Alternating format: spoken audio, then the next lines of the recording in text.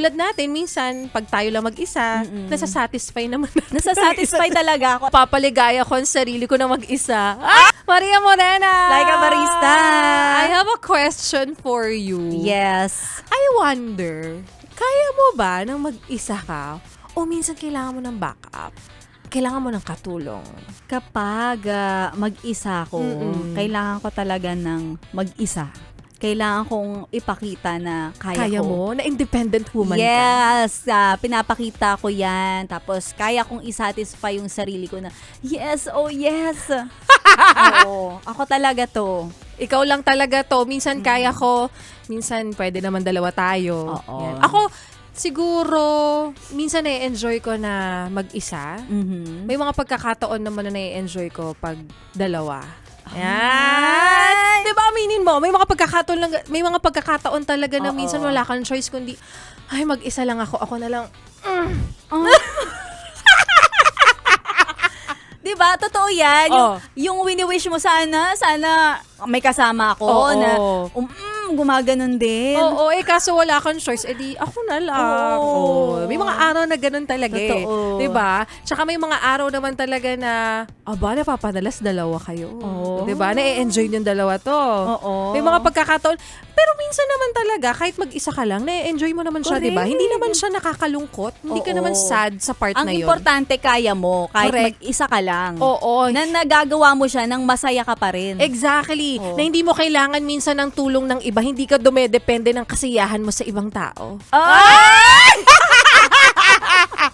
Diba? Totoo. Tsaka kasi yung iba talaga, may mga ganito nalulungkot sila kapag sila lang.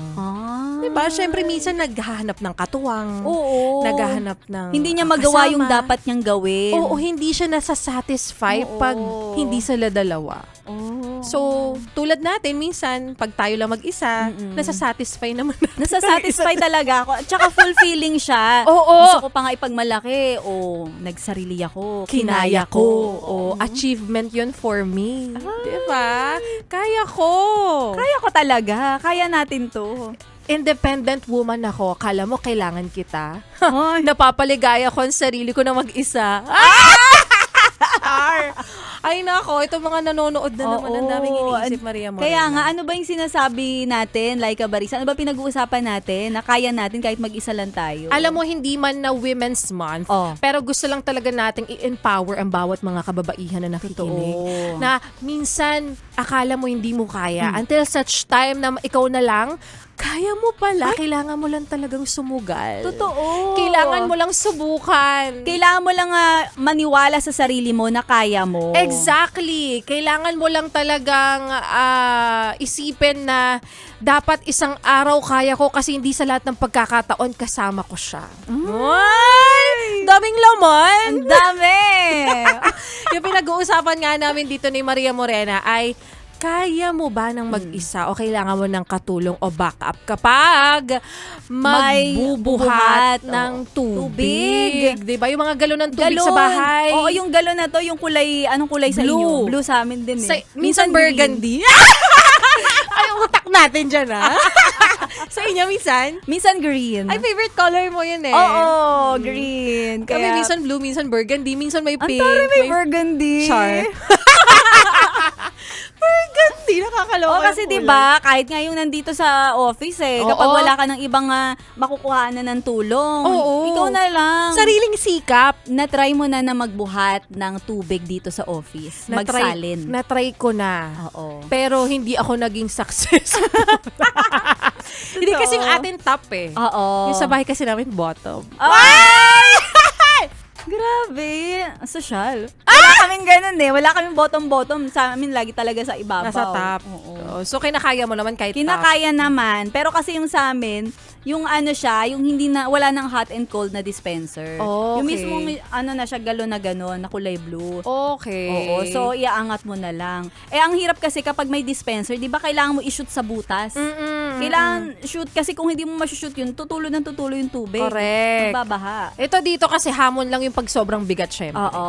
Tsaka yung nakakawala ng poise. Pero dahil may mga boys naman dyan, hindi mawawala ang poise ng mga kababaihan. Yes, correct. O, kayo dyan, minsan try nyo ng kayo lang, baka kaya nyo naman. Totoo. Lalo na kung mag-isa ka lang talaga sa bahay, Oo. mag-isa ka lang sa condo, mag-isa ka lang sa house. Totoo. No? Hindi ka naman pwedeng hindi iinom Oo. na titiisin mo na walang tubig. Correct. Kaya kailangan talagang kung mag-isa ka lang, gawin mo mag-isa, kayanin mo. Exactly. Kahit nga isang type pa ng ng galon, yung may handle, Oo. minsan talaga kakayanin mo na lang kahit hindi mo kaya. Until such time na ma-realize mo, hala, kinakaya ko pala kahit wala akong kasama. Totoo. Tapos pag binubuhat ko pa yan, Mm. kailangan hindi ka nakayuko. Mm-mm. Yung para ka magsa-squat. Dapat yung weight mo, Oo, dapat tapos kinukuha mo yung puwersa, Oo. hindi sa likod, pero dito sa may balakang Oo. puntang paa. That's the right naman daw talaga. Oo, position. Oo, position. Dapat pag nililift mo, ay, biglang nagkaroon ng tutorial. Ang pag-lift daw talaga ng isang bagay, dapat ganyan. Oo. Hindi yuyuko. Oo, kasi masisira naman yung mo dyan. Yung backbone. Backbone mo. Ingatan ang backbone. Totoo. Ang dami mo kasi nasabi ng mga to, pambahaba ba yan? Kaya kayo, ganun ang gawin ninyo. Lalo na ngayon. Alam mo, sa amin, for some reason, kailangan talaga namin magpalit. Oo. Yung kumbaga kung dati, ang interval namin, every 2 days. Ngayon, every day, palit kami ng palit. Ang bilis Nauubos mo agad ng tubig. Grabe, Correct. uhaw na Ang init uhaw. kasi, uhaw na uhaw. Ayo, iba rin naman talaga yung uhaw natin kapag mainit ang panahon. Totoo. Diba? Totoo yan. Alam mo, dito nga lang din sa opisina, parang kalahating araw pa lang, parang pakalahati na kagad yung tubig dyan. Oo. Kanina nga, walang tubig. Yung walang tubig, Sumakto talaga na yung topic natin. Walang tubig. Nangingi na lang ako sa labas kasi hindi ko rin alam. Parang wala pang supply. ayun naman pala. May ibang Oo. technique naman pala. Oo, Kapag di mo kaya mong magbuhat, hindi mo Manghingi kaya. sa kapitbahay. Manghingi sa kapitbahay. Di ba? Totoo. O tulad dito, kasi madalas talaga maubusan dito kasi ang dami natin naghahati-hati dito sa galon ng tubig. Correct. So, yan yung tendency. Pag naubusan, ganyan din ako minsan. Nanghingi ako sa kapitbahay. Nangingi na lang tayo. O, sa ibang department. Isipin mo, no, nakikilala ka sa paghihingi lang ng tubig. Kalain mo yung, grabe naman tong department na to. Oo. Dami-dami naman nila dyan. Ba't sila Totoo. nanghingi ng tubig dito sa atin? Oo, ganun Tayo din nga yung walang tubig ko microwave. eh. Sila may microwave, tapos sila tubig makikihingi. Kaya nga. Ew! Ginawa ng issue. Dahil yung point lang doon, yung parang kapag manghihingi ka, nakakahiya. Nakakahiya din, no? Kaya okay din talaga na walang tao. Oo. Oo, walang tao na kukuha ka. Ano yung mga 9 p.m.? Siguro, kanina mga mga 11. Lunchtime. Oh, 11. Ayan, Lunchtime. Pwede Pag din. lunchtime, walang tao, wala kang walang makakita, walang magja-judge sa'yo. Correct! Walang magsasabi sa'yo na parang, hulo, ba't yung nakikingi ng tubig Oo. dito? Uy, totoo yan. Minsan kahit tubig lang nagiging issue. Totoo. Maliit na bagay lang yan, pero dyan nagsisimula ang lahat ng bagay. Oo. Dahil sa tubig, nakilala ka. Correct. So, papahabain pa ba natin to? Okay na? O, sa mga nakikilala dyan dahil sa tubig, sana Yes. nagsilbing lesson o aral sa inyo ang mga pinagsasabi namin ni Maria Morena. Kaya sa lahat ng mga yes friend natin, tandaan na, laging uminom ng tubig. Drink your water. Bitch. Charot. Ano pang ginagawa mo dito, ha? Sinasabi ko na nga ba eh. Solid yes friend ka talaga. Dahil nandito ka na rin lang, sige na, Mag-like at mag-comment ka na. Mag-subscribe ka na rin at i-click ang notification bell. Para mapasali ka sa mga kalokohan namin. Bawal na bawal mag-no dito, ha? Kasi yes to yes!